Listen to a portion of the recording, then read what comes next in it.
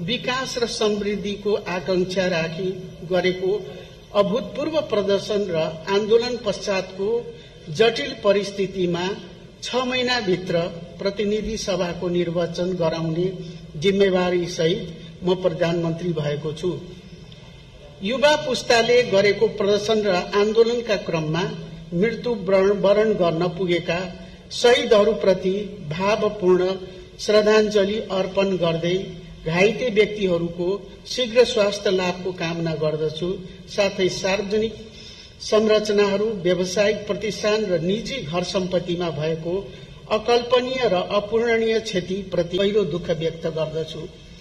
प्रदर्शनका क्रममा जीवन गुमाउने व्यक्तिहरूलाई शहीद घोषणा गरी निजका शोक सन्तप्त परिवारलाई आर्थिक राहतको व्यवस्था गरिएको छ।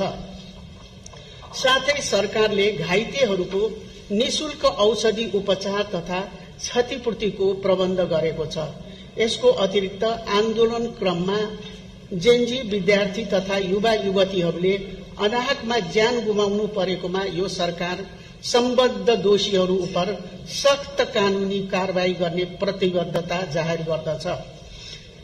यस जटिल परिस्थितिमा मुलुकलाई निकास दिन आगामी फागुन 21 गते भित्रै स्वतन्त्र, निष्पक्ष, भयरहित वातावरणमा निर्वाचन सम्पन्न गर्न सरकारले आवश्यक पर्ने जनशक्ति, बजेट, निर्वाचन सामग्री, सुरक्षा र कानूनी व्यवस्था लगायतका विषयमा निर्वाचन आयोगका पदाधिकारीहरूसँग छलफल गरी आम निर्वाचनको प्रारम्भिक कार्य शुरू गरिसकेको छ। 18 वर्ष मुनि पुगेका जेनजी युवा पुस्तालाई मताधिकार प्रदान गर्ने र मतदाता नामावली अद्यावधिक गर्ने गरी विद्यमान निर्वाचन कानूनलाई अध्यादेशको माध्यमबाट संशोधन गरिसकिएको छ। रोजगारीको सिलसिलामा देश बाहिर रहनुभएका नेपाली नागरिकहरूलाई विदेशबाट समेत आगामी निर्वाचनमा मतदान गर्न सक्ने सम्भावनाको बारेमा नेपाल सरकारले निर्वाचन आयोगसँग छलफल गरिरहेको छ।